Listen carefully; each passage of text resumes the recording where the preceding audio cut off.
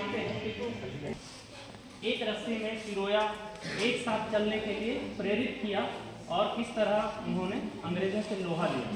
ठीक है, उसके बारे में एक छोटा सा डॉक्यूमेंट्री है।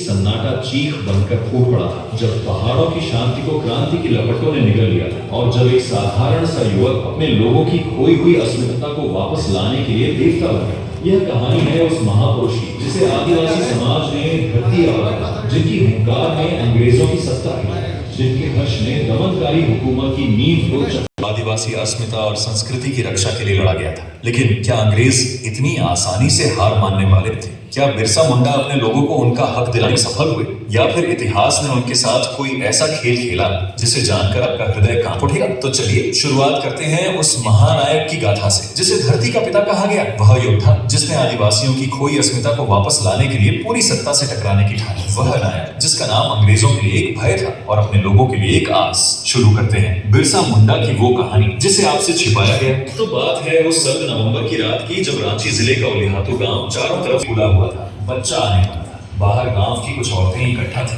कोई मंत्र पढ़ रही थी, कोई हाथ जोड़कर अपने जंगल के देवताओं से दुआ मांग रही थी। पास ही सुगना मुंडा खड़ा था, चुपचाप, मन में उथल पुथल। कुछ बुजुर्ग पेड़ के नीचे बैठे धीमी आवाज में बात कर रहे थे। भगवान सब ठीक कर देगा। उसी रात 15 नवंबर 1855 को उस झोपड़ी में एक बच्चा पैदा हुआ। नन्ही सी जान, लाल लाल गाल, छोटे छोटे हाथ पैर। कर्मी ने उसे सीने से लगाया। सुगना ने पास आकर देखा तो जंगल वाले लोगों ने उसका नाम बिरसा रखा। कोई बड़ा तामझाम नहीं, न ढोल बजा न मिठाई बनी, बस एक साधारण सा जन्म था। पर उस रात किसी को नहीं पता था कि ये बच्चा आगे चलकर जंगलों की गूंज बन जाएगा। सुगना और कर्मी की आंखों में अपने बेटे के लिए प्यार था, लेकिन साथ में एक डर भी था। उनका गांव गरीब था, जिंदगी कठिन थी। ऊपर से अंग्रेज और जमींदार हर दिन उनके हक छीन रहे थे। बिरसा का जन्म तो उलिहातू में हुआ, पर होना ज्यादा दिन नहीं।